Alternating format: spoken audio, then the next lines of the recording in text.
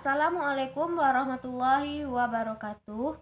Perkenalkan, saya Fatma Oktriawina dengan NIM A1D1181059 dari Program Studi Pendidikan Guru Sekolah Dasar Fakultas Ilmu Keguruan dan Pendidikan Universitas Jambi akan menjelaskan tentang kompetensi guru.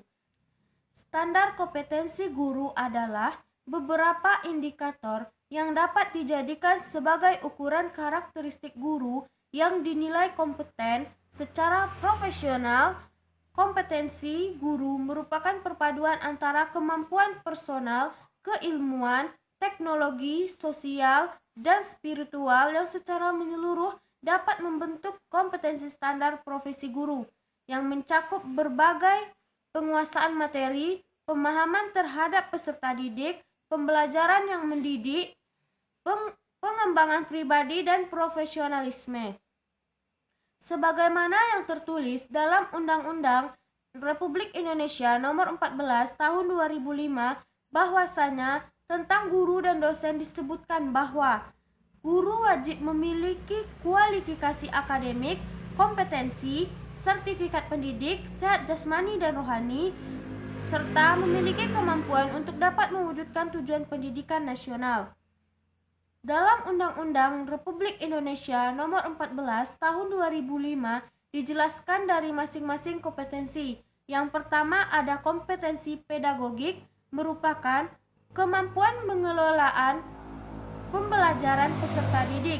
Yang kedua yaitu ada kompetensi kepribadian, adalah kemampuan kepribadian yang mantap, berakhlak mulia, arif dan berwibawa, serta menjadi teladan bagi peserta didiknya.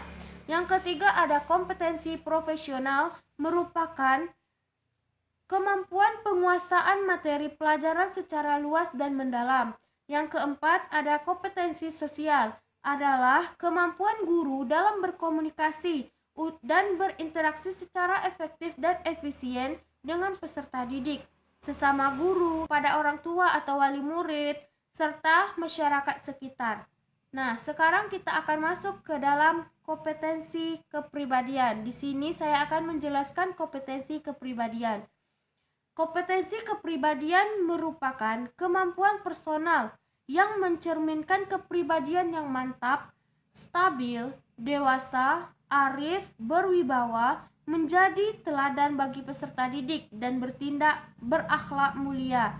Dapat dijabarkan menjadi beberapa bagian, yaitu yang pertama, kepribadian yang mantap dan stabil memiliki indikator esensial, yaitu bertindak sesuai dengan norma hukum, bertindak sesuai dengan norma sosial, bangga sebagai guru, dan memiliki konsistensi dalam bertindak sesuai norma. Jadi, sebagai seorang guru, kita harus memiliki ketaatan terhadap norma-norma yang ada di dalam masyarakat. Contohnya yaitu norma agama, norma hukum, norma sosial, maupun norma-norma lainnya. Sehingga jika kita dapat menjalankan norma dengan baik, tentu sebagai seorang guru, kita dapat memiliki konsistensi atau bertindak sesuai dengan norma yang ada di dalam masyarakat.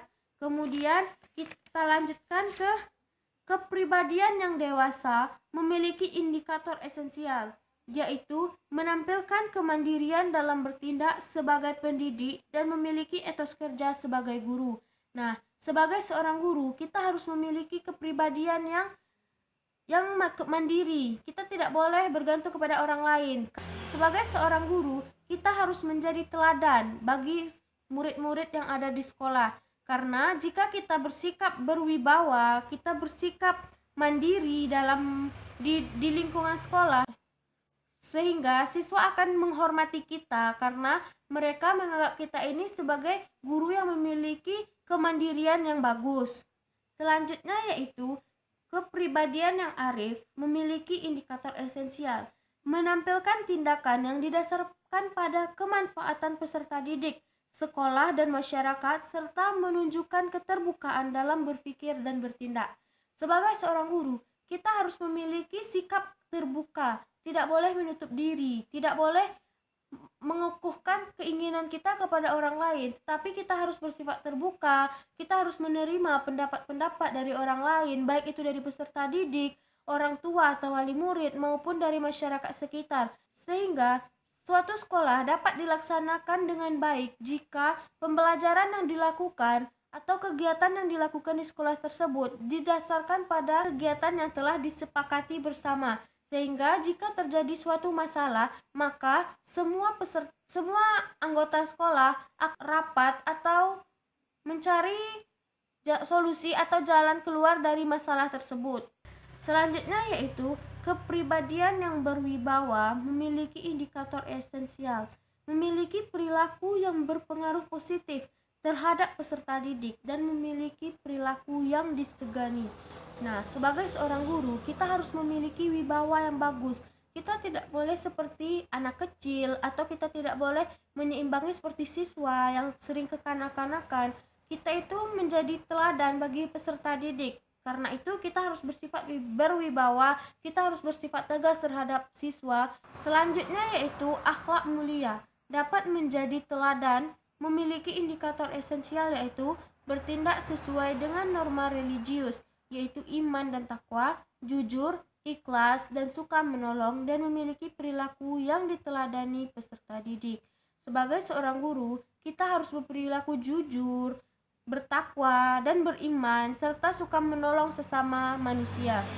Sikap tolong-menolong ini juga dapat dilakukan oleh guru kepada peserta didik atau warga sekolah atau sesama guru atau kepada masyarakat sekitar, sehingga dengan kebiasaan saling menolong oleh guru, tentu siswa dapat menjadikan guru sebagai teladannya, dan kemudian hari tentu siswa juga akan melakukan kegiatan sama seperti yang dilakukan oleh gurunya. Baiklah, itulah yang dapat saya sampaikan.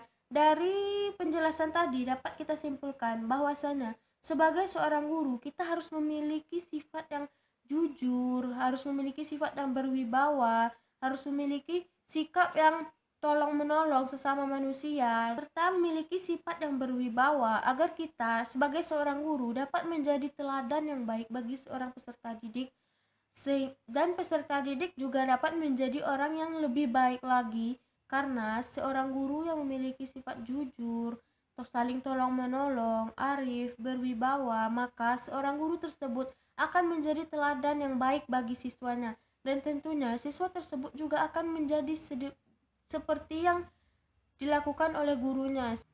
Sehingga jika guru menjadi teladan yang baik bagi siswanya, tentu siswa tersebut bukan hanya menjadi siswa yang berkompeten saja di bidang akademik, tetapi juga berkompeten di bidang sikap maupun perilakunya.